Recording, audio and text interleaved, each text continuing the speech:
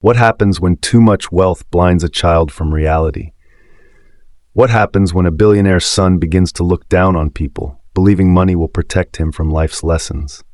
This is the story of Dr. Williams Okoro, one of the richest men in Lagos, Nigeria, a man loved by many for his humility and generosity, yet deeply worried about the pride and arrogance growing inside his only son, Chinedu. When all fatherly advice failed, Dr. Williams made a decision that shocked everyone. He decided to disguise himself as a lowly security guard in his own company, just to teach his son a lesson he would never forget. But what Chinedu discovered that night changed his life forever. Dr. Williams Okoro was a billionaire in every sense of the word. He owned real estate companies, schools, and even a logistics empire. But despite his riches, he lived with a simple principle: respect every man, whether rich or poor. Sadly, his son Chinedu didn't share this value. At 24, Chinedu had grown into a proud and reckless young man. Born into luxury, he had never known struggle. He would mock the drivers, insult the cooks, and look down on the security guards. "Father, why do you waste money paying these low-class people?" Chinedu once said. "They are beneath us. We are Okoros. We were born to be served, not to serve." Dr. Williams's heart sank every time he heard such words. He had built his empire on kindness and respect, yet his own son carried pride like a crown. For months, he tried to correct him. He spoke gently, he spoke harshly, he even tried ignoring him. But nothing worked. The more Chinedu was pampered with wealth, the worse he became. That was when Dr. Williams decided to do something drastic. One evening, Dr. Williams called his most trusted employee, Mr. Adeyemi, the head of security at his company. "Adeyemi," he said in a low voice, "I need your help. Tomorrow night I will wear a security uniform and stand guard at the back gate. Nobody must know it is me, not even my son." Adeyemi's eyes widened. "Sir, you a billionaire pretending to be a guard? Why?" Dr. Williams sighed. "Because Chinedu must learn that dignity is not in riches but in work.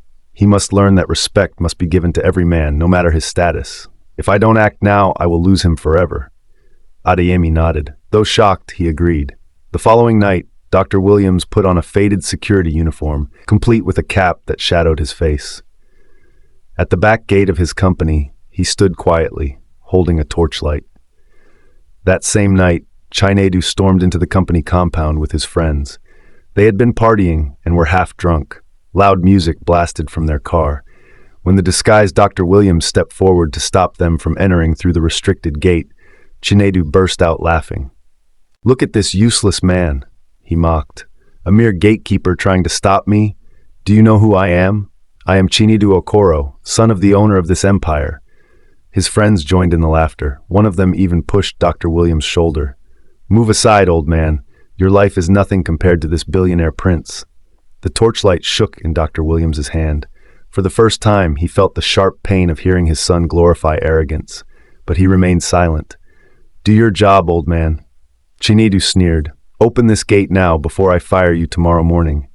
But Dr. Williams, still in disguise, stood firm. "Young man, rules are rules. You cannot enter here in this state. Use the main gate like everyone else."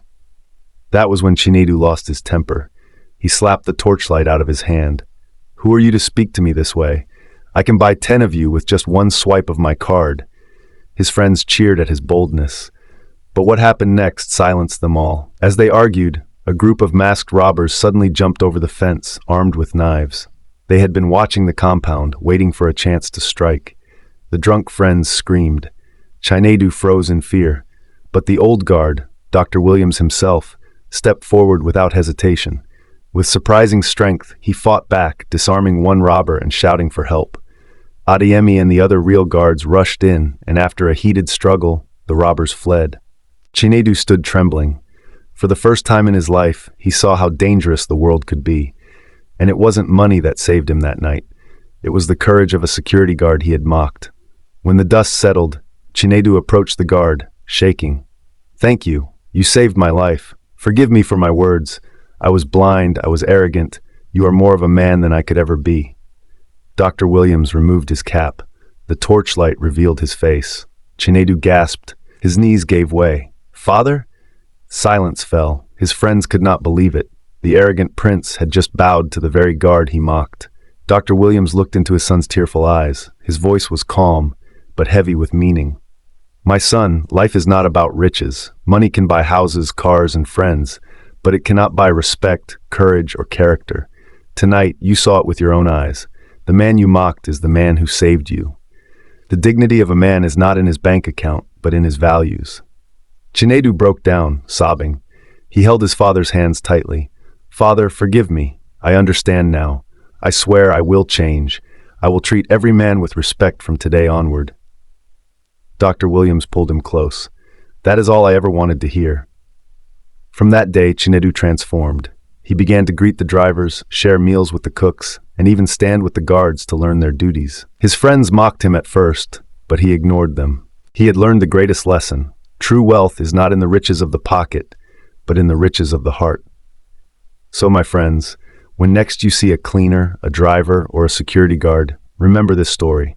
Do not look down on anyone, for the very person you despise today might be the one to save you tomorrow.